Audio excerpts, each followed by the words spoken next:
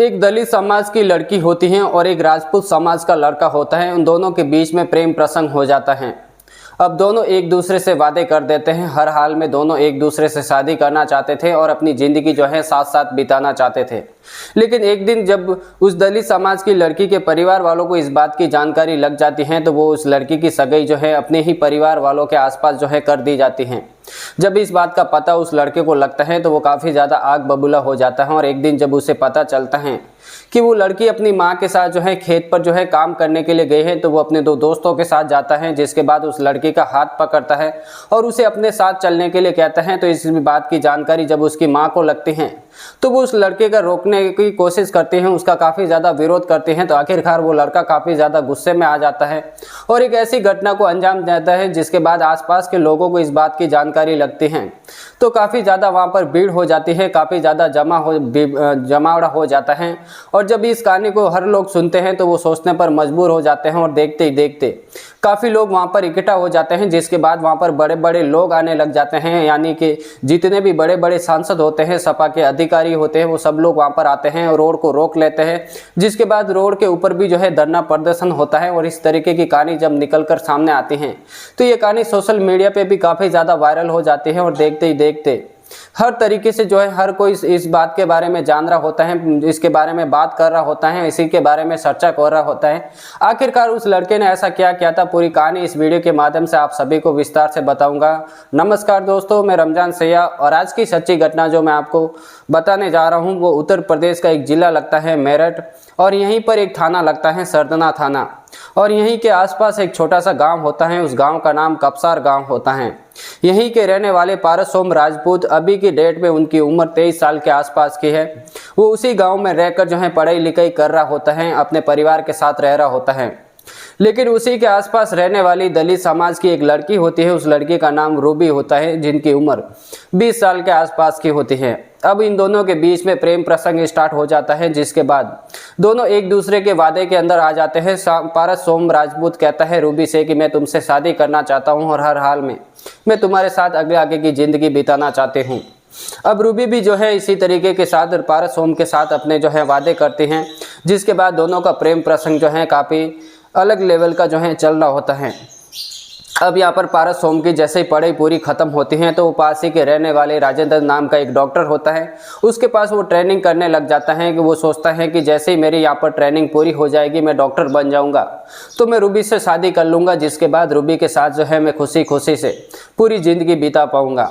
अब धीरे धीरे वक्त बीता है। वक्त बीतने के साथ रूबी के परिवार वालों को इस बात की जब जानकारी लगती है कि रूबी आखिरकार पारस सोम राजपूत से प्यार करती हैं और उससे शादी करना चाहते हैं, तो उसके परिवार वाले रूबी को रोकने की कोशिश करते हैं, उसे समझाने की कोशिश करते हैं। और रूबी की आखिरकार शादी जो है उसी दलित समाज के अंदर कर दी जाती है और उसकी शादी भी जो है फिक्स कर दी जाती है। यानी 2026 के अंदर रूबी की शादी तय हो जाती है। अभी फिलहाल जो उसकी सगाई हो जाती है। और इसी बात की जानकारी जब पारस सोम को लगते हैं तो पारस सोम काफ़ी ज़्यादा गुस्से में आ जाता है और वो रूबी को समझाने की कोशिश करता है कि मैं तुम्हें बेइंतहा मोहब्बत करता हूँ और आखिरकार मैं तुम्हारे साथ ज़िंदगी बिताना चाहता हूँ और हर हाल में मैं तुमसे शादी करके रहूँगा।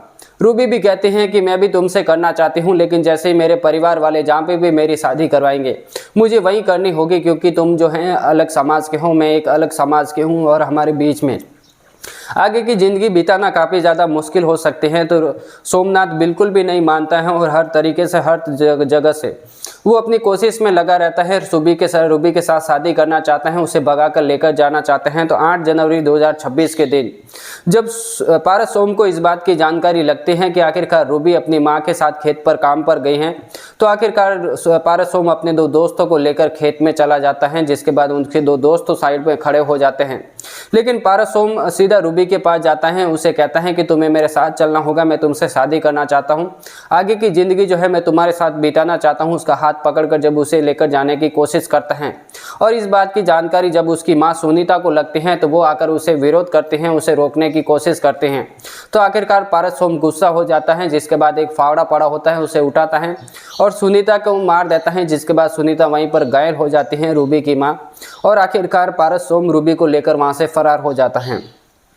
पहले तो वो अपने रिश्तेदार खतौली चला जाता है, जिसके बाद जब आसपास के लोगों को इस बात की जानकारी लगती है कि एक निचले वर्ग की महिला के साथ ऐसी अनहोनी हो चुकी है, यानी एक उछले वर्ग के लोग जो एक लड़का है जो कि एक निचले वर्ग की लड़की को, उसकी मां को भी घायल कर दिया है, उसे लेकर फरार हो गया है, तो ये मामला काफ़ी ज़्यादा तूल पकड़ने लग जाता है।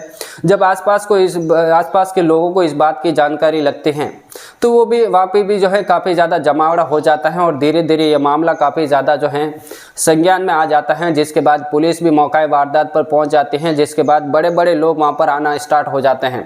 सपा विधायक अतुल प्रधान भी आ जाते हैं, जिसके बाद उस डेड बॉडी को लेकर एक हाईवे पर चले जाते हैं, जिसके बाद काफ़ी लोगों का वहां पर जमावड़ा हो जाता है और उस हाईवे को जाम कर देते हैं और धरना प्रदर्शन स्टार्ट हो जाते हैं। और उनका कहना होता है कि उस लड़की को जब आप गिरफ्तार करोगे तो जिसके बाद इस डेड बॉडी को जो है अंतिम संस्कार कर दिया जाएगा, इससे पहले इसका अंतिम संस्कार बिल्कुल भी नहीं होगा। आखिरकार पुलिस उन्हें समझाने की कोशिश करती है, उसे कहती है कि इसका अंतिम संस्कार करा लो, उस लड़के को जो है बहुत ही जल्द हम लोग पकड़ने वाले हैं और बहुत ही जल्द पकड़कर जो है हमें इसे गिरफ्तार कर दिया जाएगा। आखिरकार बड़े बड़े अधिकारी, बड़े बड़े पुलिस वाले जब उन लोगों को समझाने की कोशिश करते हैं तो वो लोग आखिरकार मानते हैं और पूरे 30 घंटे के बाद उस डेड बॉडी को जो है अंतिम संस्कार कर दिया जाता है, जिसके बाद आखिरकार नगीना सांसद और चंद्रशेखर जो सांसद होते हैं वो दोनों भी उस मौका वारदात पर पहुंचते हैं, लेकिन वहां पर बैरिकेड लगा दिया जाता है, काफ़ी ज़्यादा पुलिस बल लगाया जाता है, जिसके बाद ये दोनों वहां पर मिल तो नहीं पाते हैं, जिसके बाद वो तो वहां से चले जाते हैं। लेकिन आखिरकार ये मामला जो है काफ़ी ज़्यादा तूल पकड़ा था। इसी वजह से आगे की जो है जांच पड़ताल करने के लिए पुलिस हर एंगल से जब इसकी जांच पड़ताल करने लग जाती है, पुलिस हर एंगल से इधर इधर छापेमारी कर रही होती है आखिरकार उनको पकड़ने के लिए पुलिस अपना पूरा दमखम लगा लेती है। लेकिन 8 जनवरी 2026 के दिन दिल्ली के एक होटल के अंदर जो है रूबी और पारस होम दोनों जन एक दिन अपनी रात बिताते हैं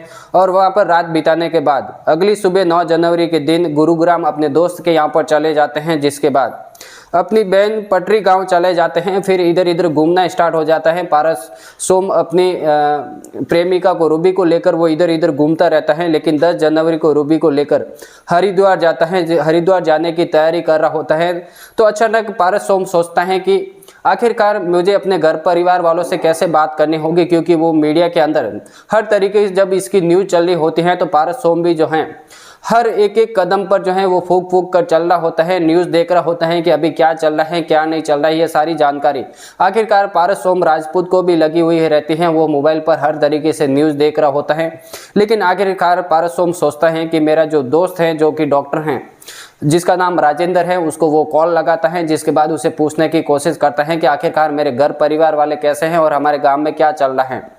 तो राजेंद्र यहाँ पर सारी जानकारी जब उसे पारस सोम को देता है कि तुम्हें जो है पुलिस पकड़ने की काफ़ी ज़्यादा कोशिश कर रही है, वो हर एंगल से हर तरीके से तुम्हारे पीछे पड़ी हुई है, आखिरकार तुम्हें गिरफ्तार कर लेगी और गिरफ्तार करने के बाद तुम्हें हमेशा हमेशा के लिए जेल की सलाखों के पीछे भेज देगी। राजेंद्र भी उससे पूछने की कोशिश करता है कि तुम कहाँ पर हो, तो वो कहता है कि मैं तो अभी फ़िलहाल रूबी के साथ हूँ, मैं कहीं पर जा रहा हूँ, इतना कहकर वो फ़ोन तो कट कर देता है। लेकिन राजेंद्र को और सोमनाथ को पारस सोम को इस बात की जानकारी नहीं होती है कि आखिर पुलिस वाले सभी तरीके से फ़ोन को जो है सर्विलांस पे लगाया जाता है। आखिरकार पुलिस को जो है इस बात की जानकारी लग जाती है कि पारस सोम कहाँ पर हैं, उसका लोकेशन ट्रैक कर दिया जाता है, जिसके बाद पुलिस मेरठ की पुलिस जो होती है वो हरिद्वार पुलिस को संपर्क करते हैं और रोड के स्टेशन के ऊपर जो है पारस सोम को और रूबी को दोनों को आखिरकार गिरफ्तार कर लेते हैं और गिरफ्तार करने के बाद उन्हें जो है मेरठ लाया जाता है। अब जैसे ही मेरठ लाते हैं उनसे पूछताछ करते हैं, पूछताछ करने के बाद जो है उन्हें दोनों जन को जो है जज के सामने खड़े कर देते हैं, जिसके बाद वो जज साहब से पारस सोम भीख मांगने लग जाता है। वो कहता है कि मैंने कोई गलती नहीं की है, मैंने किसी को मारा नहीं है, मैं रूबी से प्यार करता हूँ, मैं उससे शादी करना चाहता हूँ और हर हाल में मैं उसके साथ रहना चाहता हूँ। और इसी तरीके से वो कह रहा होता है।